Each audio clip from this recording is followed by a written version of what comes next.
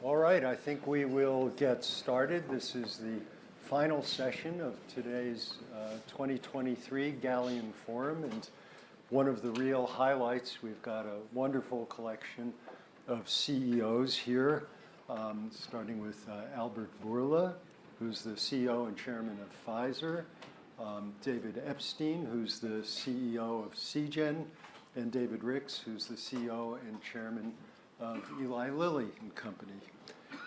We've had a great day, I think, discussing many of the most important and really hottest topics in our sector this year. And later today, this will all culminate tonight in the awards. But in between, we're going to get a chance to get a big view of what the current state of the industry is and what some of the people really in the thick of it leading major organizations see as the coming challenges for us. I have a co-chair again this year, and it's a pleasure to work with Petra Jantzer. And Petra's going to help start the conversation in a moment. She's the Senior Managing Director of Global Life Sciences for Accenture, which is the world's largest independent technology consulting and business services provider with more than 600,000 colleagues, annual revenues of $50 billion, and it operates across more than 40 industries, including health, biopharma, and medical technology. And she's also the co-founder of Advance Gender Equality in Business, and is passionate about promoting gender equality globally. So I'm going to turn it over for the start to Petra, please. Thank you very much, Mike. That was too much about our company, so thank you very much for the warm welcome. Very excited to be again part of this CEO panel this year, and look very much forward. It's always very inspiring, insightful for people who followed the last year, sometimes a little bit spicy at time, which is good. And so really look forward to having all of you today here. In the panel last year, we were still a lot in the wake of COVID-19, and we discussed last year a lot around, how COVID has actually changed the way we operate, the way we collaborate, and how those models were still evolving. Now this year, we want to start the discussion of, or have a discussion around, the new topics that are what we would estimate high up on any CEO's agenda in the industry. Current challenges, and that obviously involves geopolitical risks, and we have unfortunately seen over the last weeks, even heightened trouble, if I can say so. We do want to talk about the impact of the US IRA on innovation and R&D, which again, David, we have two David Epstein. We talked at dinner last night, and you gave a very concrete example of actually how that's impacting, your life day to day as a CEO, but also patients' lives. So that's going to be an interesting discussion. We'll speak about evolving collaborations in the industry and perceived value of drugs, which again is a interesting conversation in today's political environment, and then hopefully still have the time to talk about the future of therapeutics. So, and if I get us started on the first question to talk about, the current current situation as a CEO, I'd like to get started how large corporations like yours deal with and address actually the geopolitical risks today. What are the biggest challenges as you see them arising for pharma and healthcare? And maybe we just go in the order down to Mike, and please feel free to build on each other. Albert. Okay. Thank you very much. Clearly, we see a period that not only have geopolitical risks, we have geopolitical conflicts. So, and the post-COVID era started with Ukraine, which basically is the first war in many decades in Europe, and created significant, let's say, shook up significantly the global the global equilibrium. And now we have, of course, another crisis in Middle East that is also very, very dangerous because can create even more tension. And the first thing, of course, is that people are losing their lives, and this is very unfortunate. So the first thing that we think is this one, not what are the implications on us. But clearly there are implications on everyone, not because of the conflict, but also because of the tension that exists between China and the US and between India and other players. I would say that the first one that comes to my mind in terms of risk for our industry is like with every other industry, the supply chain. We are heavily interconnected in the supply chain, and every time that you have this type of risks, you feel threatened that this can be disrupted. And the disruption in our case means that medicines cannot be given to people. So it's way more serious than if it is a disruption in refrigerators or a disruption in producing cell phones. That's very important. And it can create situations like the ones that we saw with COVID, basically, where not because of tensions, but because of protectionism, different jurisdictions were closing the border. So from one hand, vaccines or treatments could not move freely from one country to another to be given based on the need, but they were staying in safety stocks until we feel comfortable to release them. And it was the same with supplies and supply chains with materials that others were using to blackmail. And that's it's a very, very big issue and can become a major issue in these geopolitical tensions. Of course, beyond that are the standard things that everybody has. China is a huge market for every pharmaceutical industry, and all these tensions create a protectionism in China that will disfavor us compared to others. China also is emerging as a major science power. I think they are not at the level of US or UK at that stage, but they are catching up very, very, very quickly. So I think in 4 or 5 years we will see innovation from Chinese laboratories becoming global innovation. And that could become now even more tense because right now almost the sole innovator in the world is the United States. All major inventions for pharmaceuticals are happening here with a little bit of work outside here, but mainly here. So those are a few of the things that I think when we are discussing about this type of geopolitical conflicts.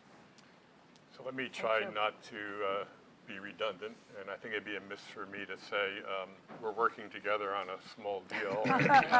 we have not collaborated on our answers because that would be strictly forbidden. And the trust is watching everything you say. Exactly. But let me just try to add 2 other additional points because I agree with everything that Albert said in this case. So as a medium-sized company, which I would describe Seagen as with cutting-edge technologies, one of the decisions we would have been making if we were a standalone company in the future would have been which other markets to enter. Where do you take risk and build up commercial infrastructure, drug development infrastructure? Where do you put manufacturing plants? It's already pretty difficult for a small to medium company to find the capital to do that.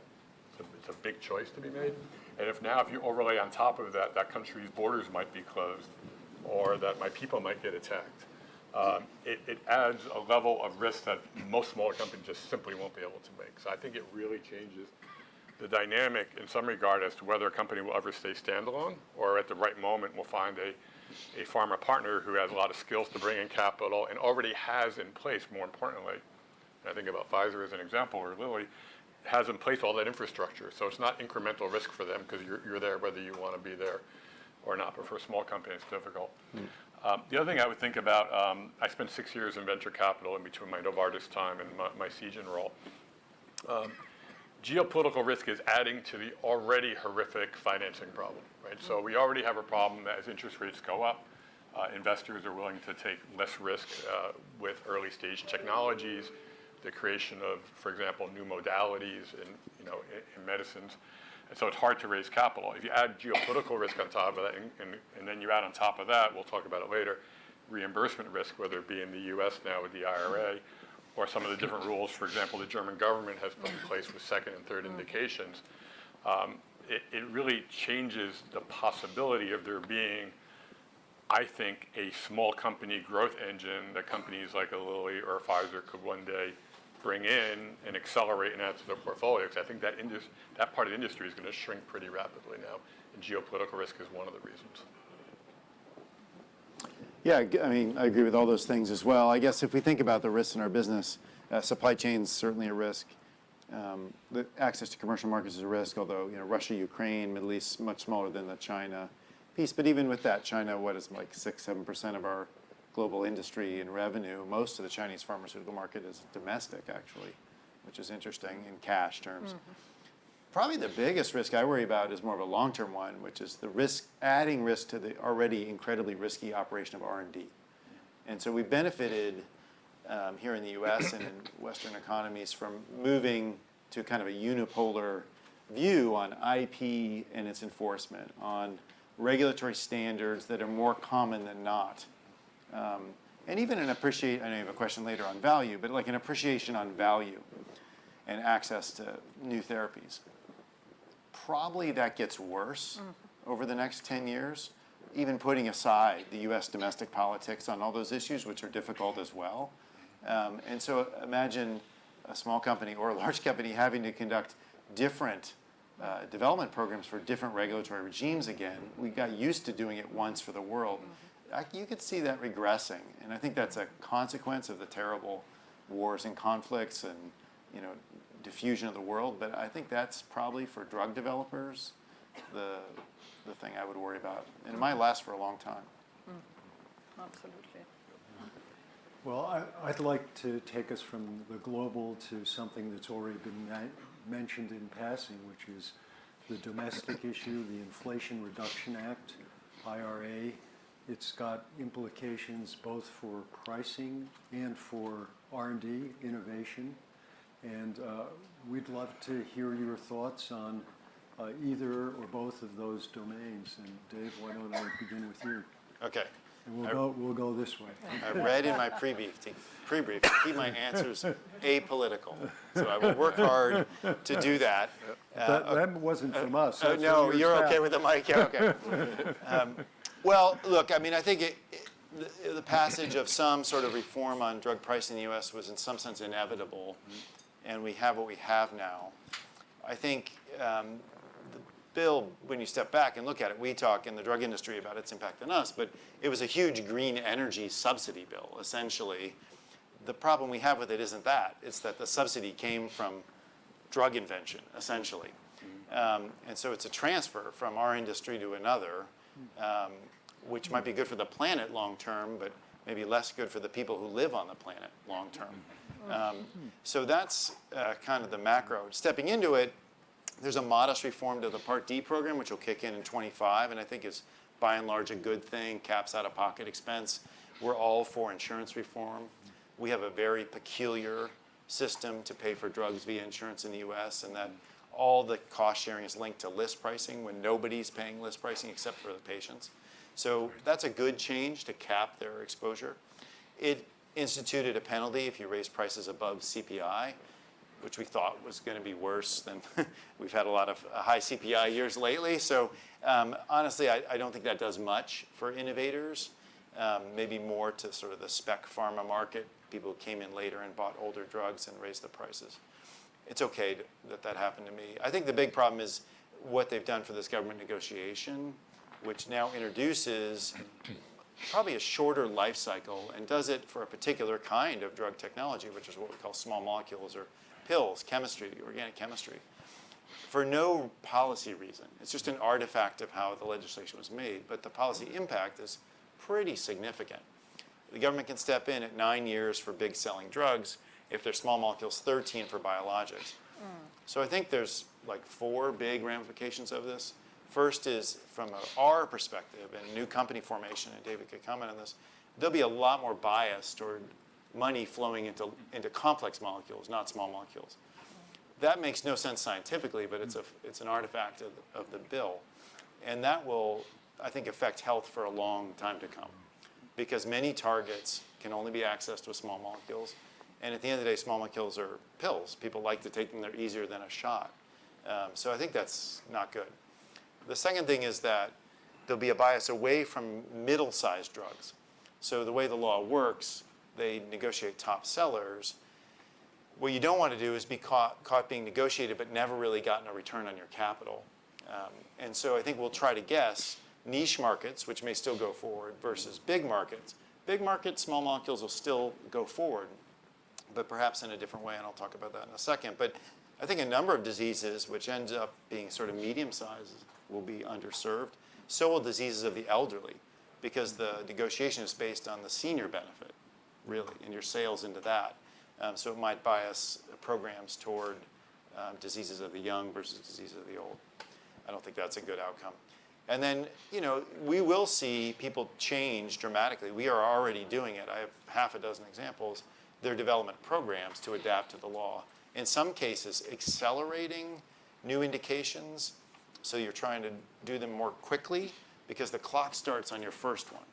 So the more you spread things out, which we might have done for risk management and good scientific reasons, like make sure the dose you've selected is right, or make sure there's no surprise safety finding, or what have you.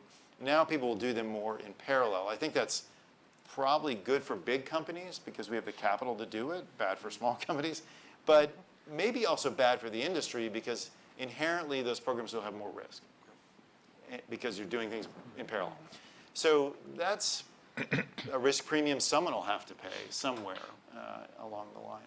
The final thing you might see companies do, and I heard a couple of CEOs talking about this, which could happen, is that if you can't parallel process and you're convinced you have to go serially, we may now enter an age where the US doesn't launch first. Meaning access to innovation we take as a given in our country is always first through the FDA. It's the gold standard regulator historically, and the way our commercial market works, pretty much a lot of people can get access to those medications early. That may shift where smaller indications launch in Europe first, where you don't have this clock starting effect, and then later in the US. And I think those are all bad outcomes. And it didn't have to be this way. The amount of money they saved by making it 9 versus 13 could have been made up in about 5 other ways in this bill. But we need to get that fixed. I think that's the #1 issue for the industry in the next 2 years. Thank you. I'm sitting here thinking about my answer because while I agree with what everything Dave says, when I think of it from the perspective of a cancer company, we come at it from a different angle or an additional angle. And now I'm worried about, you mentioned a number of components of the bill which are creating the wrong incentives. I'm going to give you a whole bunch more now. So, so you add them all up together, we're not in a great spot. So we're a cancer drug developer. What does that mean? So to Dave's point, normally we would be very thoughtful and we would start with the sickest possible patients. We would put them on our medicines, small populations, hope to get a positive signal, maybe a first indication, understand the dosing. And then we'd move to earlier and earlier stage disease where the cost of those trials is magnified. Quite considerably. And as you said, as a small or medium company, how would it be possible that we could do 3 or 4, phase 3 pivotal trials in parallel? Where's that capital going to come from? And if we get it wrong, the company's gone. As opposed to a bigger company, which it won't be fun, but we'll continue to survive. So that's one major problem. The other is the language which says that if you are an orphan drug, if you have one orphan indication, you're protected from the price negotiation, but if you get a second orphan indication, all the benefits go away. We have a drug in I'm going to use some real-life examples just to make it really practical. We have a drug in our portfolio called Accenture. It's a CD30 ADC. It actually saves lives for people with Hodgkin's lymphoma. The drug was introduced, I believe it was in 2013, and over the next roughly 10, 11 years, we developed 7 different orphan indications for the drug. So all different patient populations that are benefiting. In the new world, there will never be a drug like that again. You will do one indication, you will stop, and then if you thought the other indications had some value, you might bring another molecule forward with all the inherent costs and risks associated with it. Most likely, those 6 other populations never would have seen a benefit from the drug. Early in my career, I was lucky enough to work on a product called Gleevec, which from a small molecule perspective, some people would argue it really opened up the world for small populations, and we restored people's lives. We had 9 indications, 9 orphan indications in the label. There would never be a Gleevec ever again. All those patient populations that the label was expanded to, gastrointestinal stromal tumor and the like, will never have their lives saved. It's really, I think tragic. And then the last part, for the drugs that are already on the market and in development, we recently provided drug at ESMO. Many of you saw it. It's for a drug called Padcev for bladder cancer. We roughly doubled survival for this patient population. Massive breakthrough. In partnership with Merck, we're working on earlier stage disease called muscle invasive disease. We'll have that indication in 2025, 2026. But the drug also works in what you call non-muscle invasive disease, where you would essentially squirt the drug into the bladder, kill the program. Why should we do it? It'll come so late in the life cycle that there'll be no economic return from doing that. So we're obviously talking to our partner Astellas on that indication, and we'll make the right decision. But there's no way anybody could economically justify that. So all those patients who, for example, have failed BCG for their bladder cancer will have no alternative. These are tweaks that need to be made. I think there are solutions for a new indication. Add 2 years onto I'm picking a number, add 2 years onto the date for the pricing negotiation. Scratch out the sentence that says a second orphan indication or subsequent orphan indication takes away the benefit. There is actually a bill in Congress being circulated on the House side to make that happen. Has very little chance of passing, currently, and I will also try to stay away from politics, but I think you all know why. Hopefully, in the future, things like that can be adjusted. But between the two of us, I think we're rewriting the whole bill, so now I'm a little worried. Just move 9 to 13. That's it. Solve most of the problems. So I will have to stay a little bit to politics because you covered everything else. You covered the facts. And I think both Davids articulated very well the numerous consequences that this bill is having. Instead of science picking the molecule of the disease, a bill is picking the winners and the losers. The thing that upsets me the most is that none of these consequences were intended. When they voted this bill, they didn't want to do any of these things. Nothing, right? But they were so furious to vote something that will be against the pharma because that we're thinking it is the main political win that they can achieve. Unfortunately, that's the reality. They didn't think it very well of these consequences, but this is what they did. Why is that? Why they wanted to do something in the only industry that was signed so much during the difficult times of COVID, when the value proposition of the industry was established so well into the society. And that's because there is a long-standing political animation towards an industry that is doing a lot of good, but has a very bad reputation. And it is an easy target because of the bad reputation of all politicians. It's way easier to do something against pharma than to do something against tech companies, which are the second wave of where the concerns are coming, right? So, and in the US particularly this exists, and I think it is the child of the drug pricing, but we need to understand that when you speak about drug pricing, there are two distinct and separate issues. One, it is the cost of drugs to the payer, to the government in Medicare, to Coca-Cola, if it is the employees of Coca-Cola, or to Pfizer for the employees of Pfizer, so the commercial plans. And then there is another element, which is what is the cost of the individual that goes to pick up in the pharmacy a prescription. The cost of the drugs to the healthcare system in general represents a fraction of the total healthcare cost. It's 12%. And by definition cannot be the problem at 12%. That's what we need to address, right? And also, it is the one that in the last 5 or 6 years, and I have to admit, despite the practices of the previous decade, it's increasing way lesser than the medical inflation and the inflation. So it is the one that it is holding back. So I don't think the problem that we're creating here is a problem to the taxpayer. But the way that the insurance system in the US works makes the medicines for the patients almost unaffordable. You have to pay for your medicines like if you don't have any insurance, although you do have, and one of the most expensive and one of the best in the world. And that's not the same if you go to do an MRI, or if you have to do an operation, God forbid, or if you have to do other tests, or you go to your doctor. But if you go to the pharmacy to buy a medicine, this is where the whole insurance, the benefit design is penalizing everyone. That needs to change. That needs to change, and that's the fundamental reason that creates so bad reputation for the pharma industry right now. Thank you, Albert. I think I guess the majority of the people sort of violently agree with that room. So we've just touched. That's the problem within that room. Yeah, well said. So you've started to touch on other players that sort of really affect drug prices and drug pricing. Maybe we can switch gears to discuss a bit in this like politicized era or times, how relationships to other players in the ecosystem have changed. And you started to highlight a few like payers, like providers.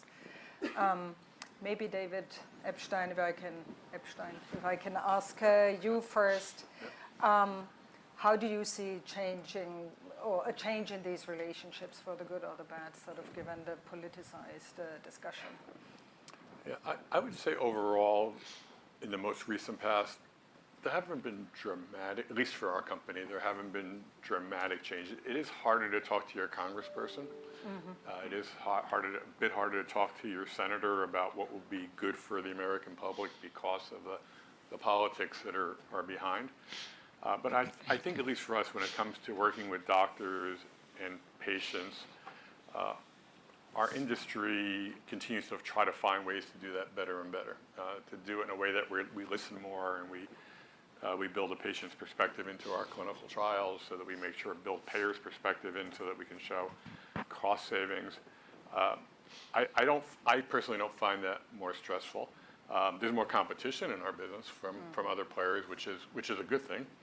I do think back to the venture side, we went a little bit overboard. We probably didn't need 100 plus anti-PD-1s in development. We probably didn't need 85 different gene therapy companies or cell therapy companies. So to the extent you're talking about that part of the ecosystem, I wouldn't say it's politics, but I think reality has woken a lot of people up. There is room for innovation. We absolutely need innovation, but there shouldn't be so many people doing exactly the same thing. Yeah, thank you.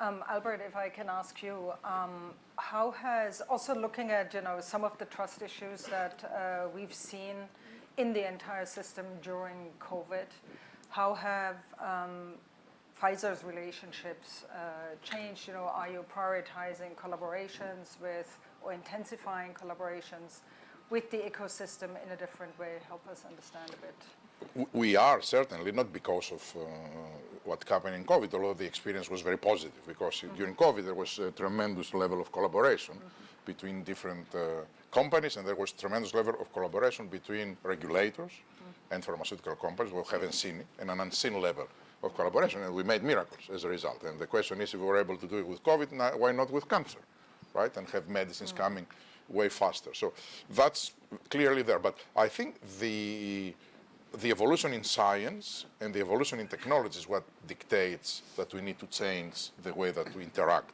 with ecosystems. In the past, science was not that diverse, and the known biological targets were limited, and I'm speaking about 10, 20 years ago, not 100 years ago. It was very limited, and the modalities that you can go after them was also very limited. So it was a time that it made sense to have singular bets within the company.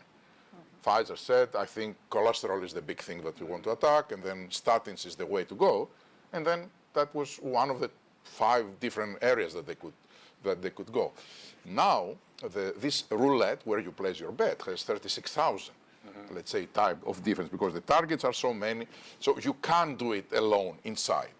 You need to be part of a major ecosystem, and that's the reason why we have 5,000 biotechs, that maybe 90% of them will not give a product, right?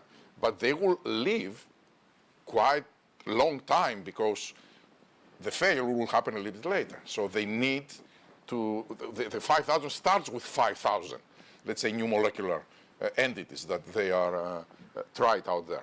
So for that, you need to be close to them, to be part of the ecosystem, and to be a catalyst. So you need to develop relations with biotechs that we didn't have before. The same is with tech. AI is just one of the things that are coming. AI, may everybody speaks, but for a reason.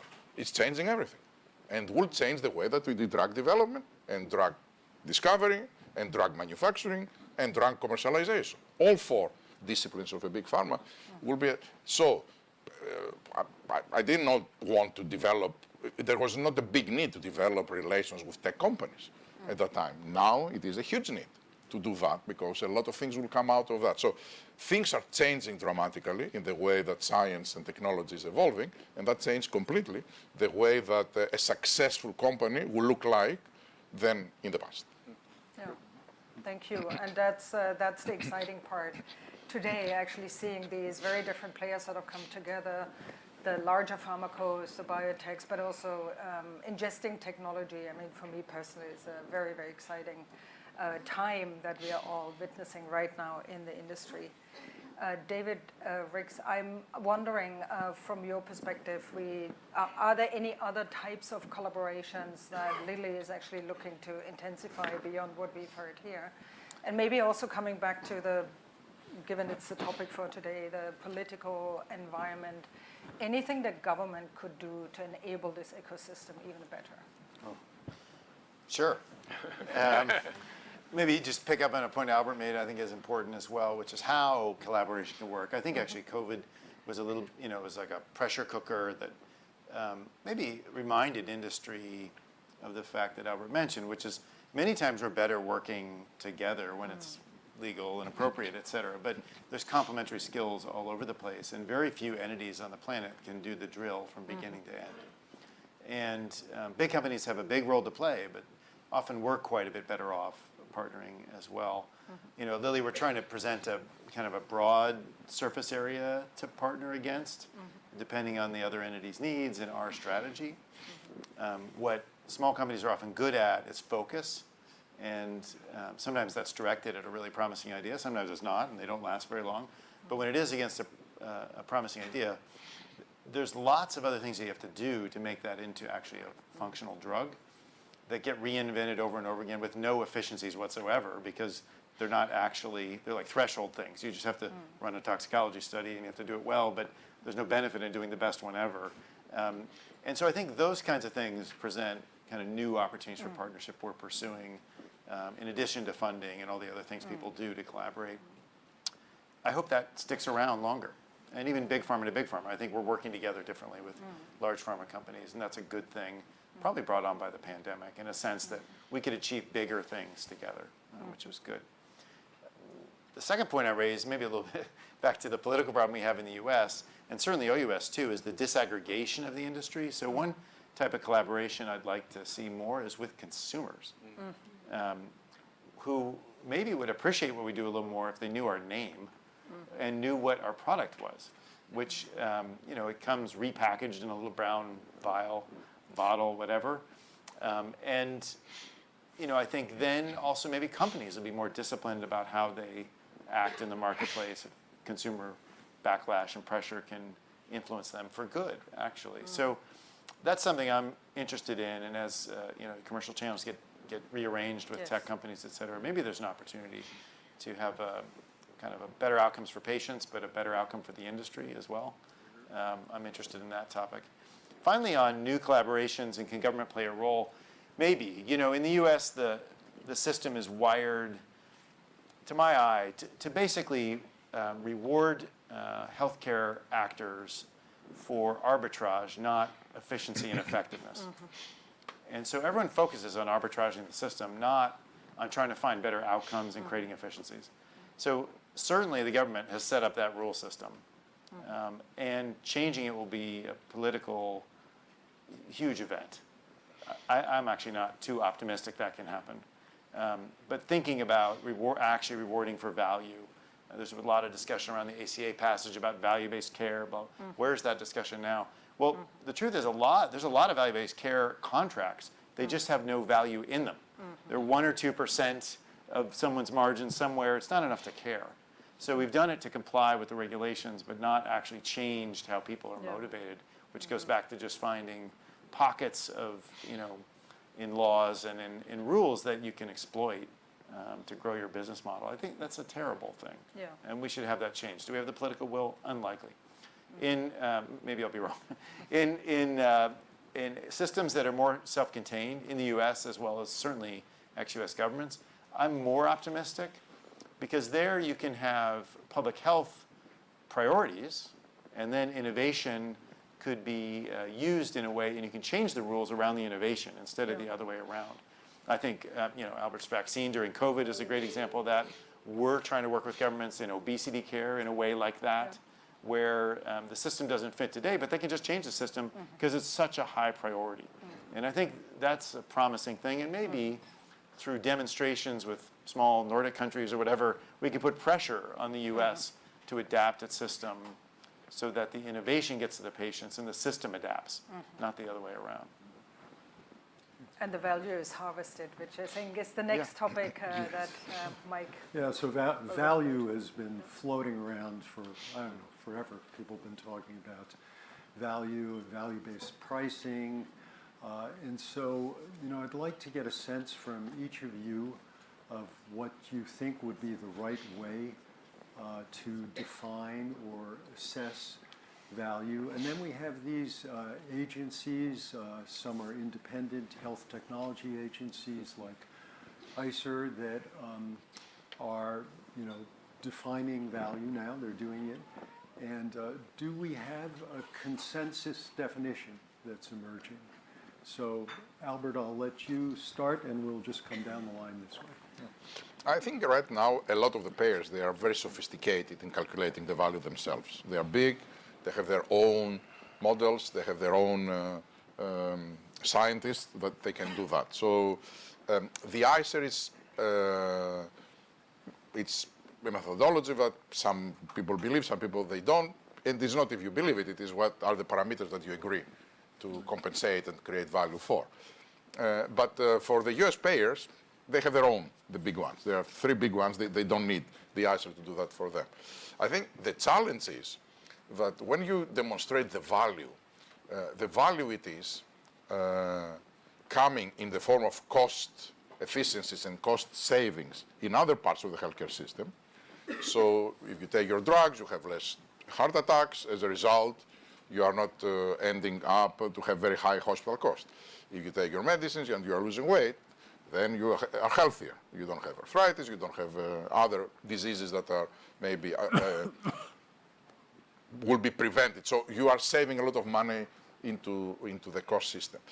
That, for someone which is integrated, as we are now in the US, would feel that that is the ideal solution, because the person that negotiates the price of the medicines and will assign you a value for that is the same entity that eventually can capture some of these health savings, because United, for example, has Optum. The problem is that the PBMs are so lucrative that it makes a rounding error the savings. What they want is not the value, and they don't want to invest in very sophisticated ways so that they compensate appropriately value. What they want, and we know it very well, it is very high list prices and very big discounts. They don't care how high is the list price. It might be twice as the value that you bring. They couldn't care less. As long as you debate it enough so that they can make the difference is their profit. That's why I say that the system is so big that even the value, David said it very well, we have plenty of value pricing agreements, and they're having 1 or 2%. If you demonstrate, it's the value just to measure if you created better healthcare outcomes is way higher the cost to calculate that than what is at stake for them or for us with 2% or 3% up and down. That's why we have problems in the US. It's not because we don't have the right way to measure it. It's not because there's not competition, because once you have a new molecular entity, within a year comes the second, and within 2 years, comes for 5, so they can compete. It is that the system doesn't care about the cheaper, cares about the higher list price and the higher discount. I'll just add very quickly. Albert said it perfectly. I think every time I go to a panel and they ask us about value, I feel like I'm playing off someone's script where they've just made up something, because we don't really have value discussions, and you can't in this system have value discussions. And I know some of you spend your whole lives working on that, and I think that's okay, but I don't think this is going to ever be a value-based system until I'm not advocating for it, but without a single payer, it isn't going to happen. It's never going to work. And then you're always going to have the problem. If you save someone's life, what's that worth? If you're a cancer patient, you give them an extra year and a half of life, and now they're still going to eventually die. How do you value that? And we're never going to solve that problem. So I think we'd be much better focused our energy in just making better drugs where the value becomes absolutely clear. Have enough competition where hopefully prices will be held in check by competitive forces. And then eventually, whether it be because of patent loss or the IRA, those drugs which cost often hundreds of millions of dollars, if not billions of dollars to develop, will be readily available as cheap generics, and then everybody wins. I just think when we talk about value, we're focused on the wrong thing. Interesting. Yeah, I mean, I don't think ICER has a huge influence in the U.S., if that's what you were asking about. If we look ex-U.S., of course, these systems to try to determine value in single-payer models, it's kind of a rational idea. But if I remember my economics in undergrad, methods to do that in other parts of the economy haven't worked out so well. I think usually market forces find value much better than a central system. I think we believe that when we end up, conceding to prices in Europe. And I think that's for several reasons. One is, these systems are a forecast of future value based on a point in time where you know the least about the drug, which is like at phase 3 completion. Usually later, we learn a lot more things, and quite often, at least in my history with the medicines we've made, it's much more valuable in the end than when you started. So you're underpricing from the beginning. Secondly, they never account for the generic event. And this is a critical point, is there's only one thing in healthcare that goes generic and gets cheaper, and that's drugs. Doctors' visits don't, hospital visits don't, medical devices don't. They keep introducing models that get more expensive. So we don't price that in from the beginning that drugs like Lipitor or drugs from Lilly like Prozac cost pennies a day and serve tens of millions of people in this country. It's the cheapest thing in healthcare with known outcomes and good safety. So that's not built in, but we create that invention. And then, I think David touched on this, is what's the value of the thing you're trying to prevent? And there's lots of different numbers across Europe, for instance, which is strange because it's one economy, but it's a little bit based on how they price the direct costs that you're offsetting in healthcare, so salaries and costs in hospitals, but it's also about how that society appreciates the indirect cost, which all of us can appreciate as caregivers or knowing someone who got sick, is that's actually the bigger cost, is lost work days and caregiver time and so many other societal drags of people who aren't fully well and functioning at their best. So, I think it's intellectually interesting to pursue those systems. They'll never get it right. And the ones we have now they're built to do one thing, which is push the value down, not properly assess it. But we could probably help ourselves in the U.S. as an industry actually put pressure on the PBM negotiations, which are totally imperfect, as Albert outlined, by having a better way to assess value in our country. And just, if nothing else, to have another position in that discussion that's based on something other than our own thinking. I'd be for that, as more points of view. ICER was created by the insurance industry, but maybe pharma should create an ICER equivalent that fills the assumptions in the spreadsheet with our thinking about it. That might not be a bad thing to do. I guess we'll get a test on value from the IRA negotiations where a gun is held to our head with a 95% penalty if we don't agree to the price that's been mandated based upon someone's perception of value. You're joking, right? Yes, I am. I'm a New Yorker. Yeah, okay. It was too sarcastic for me. Yeah, I'm a Midwesterner. So thank you for that. Just Innovative idea. Innovative idea, exactly. I hope you have not triggered too much of thinking Anxiety. elsewhere. We have only a few minutes left. Maybe in the audience you get ready for your questions. But before we go to the questions, we were quite anchored in the here and now, and there's actually a lot of issues that need addressing. But I personally think there's also a lot of excitement. And if I can just do a little bit of like speed dating for a minute or 1.5 of each of you. If you look a decade ahead, and I see also, R&D heads of your large organizations around here, if you think a decade ahead, what are you most excited about in terms of types of new drugs, therapeutic platforms? What excites you above and beyond all the things that you have to deal with that we discussed for the last hour? What's your number one thing? No, I think diversity is very clear as what excites me because we have the knowledge has been proliferated. But clearly, I think the collusion between technology and biology, it is what excites me the most. I think this is what will open revolutionary new ways of doing things and will help us very difficult unmet medical needs that we're trying to crack the nut for years and we cannot. Now I think a new wave of innovation will emerge because of this that will help us do it. And comes in the absolutely right time. I call it, when I speak, a scientific renaissance that we are going to see because of those two factors.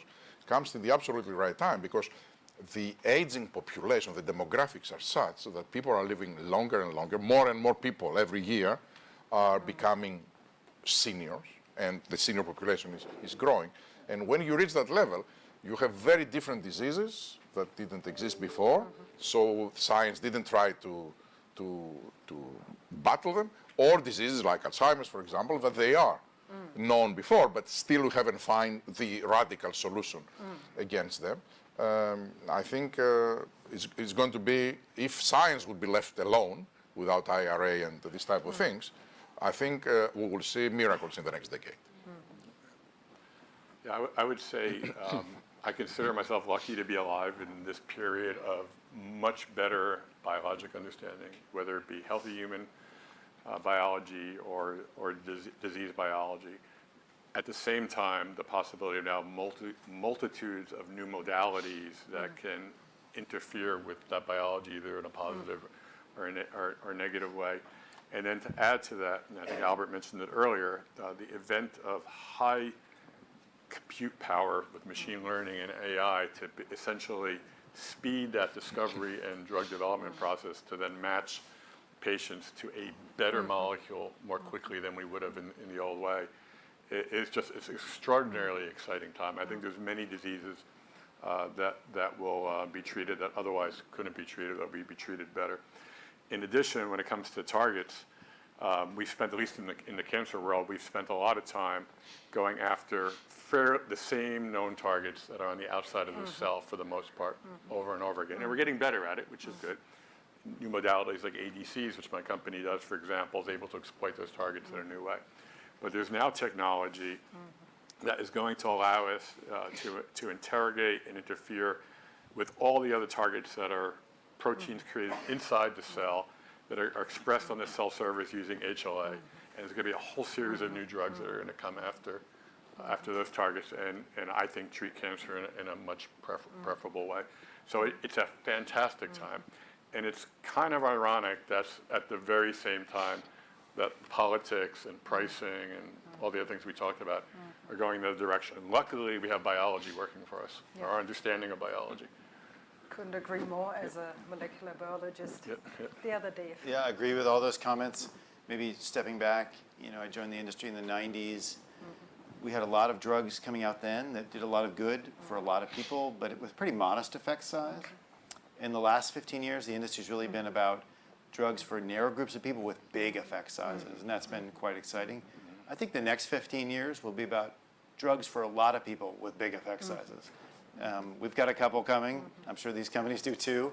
And I think the technology beneath that has been mentioned, the unlocking of biology, the use of computing power to solve these problems. And I'll just add also, nucleic acids as a therapeutic target, which, can be very clean drugs used for broad purposes. We're excited about that. So I think it's, next 15 years, if science is left alone, we can do a lot of good for a lot of people. Yeah, so true, so exciting, and hopefully it can also help address some of the health inequalities that we see across the world, which we didn't touch upon today.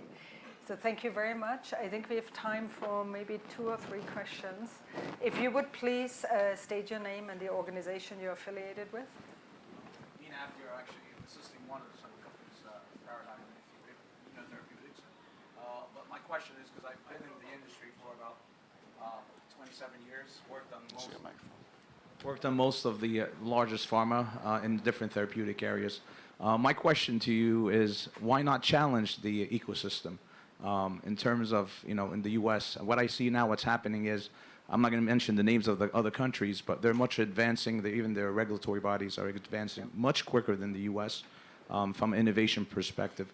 And I think there's a big challenge in the U.S. based on, like you mentioned, the payer system, the NIH being defunded, several different areas that is causing hospital systems, merging together. That's the only way they survive. Why not challenge the ecosystem? And why not, as large pharma, instead of acquisitions, for the best products, to look at R&D and look at it from a perspective of partnerships with multiomics, with diagnostics, with devices, as a paradigm, together to see what's the best therapies. Because a lot of the therapies now... Thank you for the question. Yeah, so sorry. maybe So somebody wants I'll take the last part of it, because it's the only part I can really speak to. I think all our companies have a multitude of partnerships with companies that are providing all those capabilities and services that you're talking about. It's heavily integrated into our R&D approaches. Very few, maybe no company has the whole set of even the current technologies, let alone what's going to come out over the next couple of years. And, on your first point, I've been involved in our trade association and trying to change the system through pharma for the last 7 years. From the first meeting I went to, and it takes that long to get anything done. I think we have a chance to get some modest reforms to the PBM business model this fall. We'll see if Congress gets their act together and can pass it. But we're not trying. It's just a giant challenge. I think changing the rules of the U.S. healthcare system is important long term. It's just really difficult. Just as an add-on to that. I'm sorry, maybe we give somebody else a chance to ask. The AI and the data. Yeah, so thank you. Understand. One last question. Is anybody having a last question? Go ahead. I found that this was a very profound Could you discussion. state your- I know you, but... Marion Risk, representing Risk Management Advisors, and you guys talked about risk and managing. And so one of the things I thought was profound is, as you think about your launch strategies, whether you're looking to scale the small innovations ex-US, I couldn't help but think about the imperative of when you're partnering with the ecosystem. I represent a cornucopia of digital health technology companies and AI. Those are going to be important. So as we're now working on precision measures and precision insights, and we have now a level of accuracy and quality and speed, just knowing that launch strategy is shifting gives us an opportunity to serve the market. So my question, maybe to complement the last one, was how do you want us to do a risk-reward share, right? So if you're looking for different outcomes based on your different measures of launch, what's the most appropriate partnership examples you would look for when now entering into AI? So every CEO is knocking on the door of a CIO's office saying, how do we innovate with AI? Give us some examples on how you want us to show up now that your measurement of success is different. For me, my point of view would be, let's get a proof of concept. I'm not so worried about the business model. I'm not sure you're talking about go-to-market, using AI and go-to-market app. Fine, let's try something, and if it works, we'll figure out the business model from there. A lot of these technologies are very promising. There aren't that many stood up working things right now. So I would just focus on getting to some product and then some output, and then worry about the sharing part as a consequence of that. Okay. Well, I think we've come to the end of a terrific session. I really want to thank the panelists and my co-moderator for these insights, and I think you'll all agree, I have a sense that we have really thoughtful leadership in key places in the pharma industry now. So Thank you for exemplifying that. And I want to bring the whole forum to a close now. It's been a wonderful celebration of science and medicine and innovation. It's going to continue tonight with awards recognizing some of the greatest innovations in our industry, and I hope we'll see all of you there tonight to celebrate with us. Thank you all very much. David, pleasure. Thanks.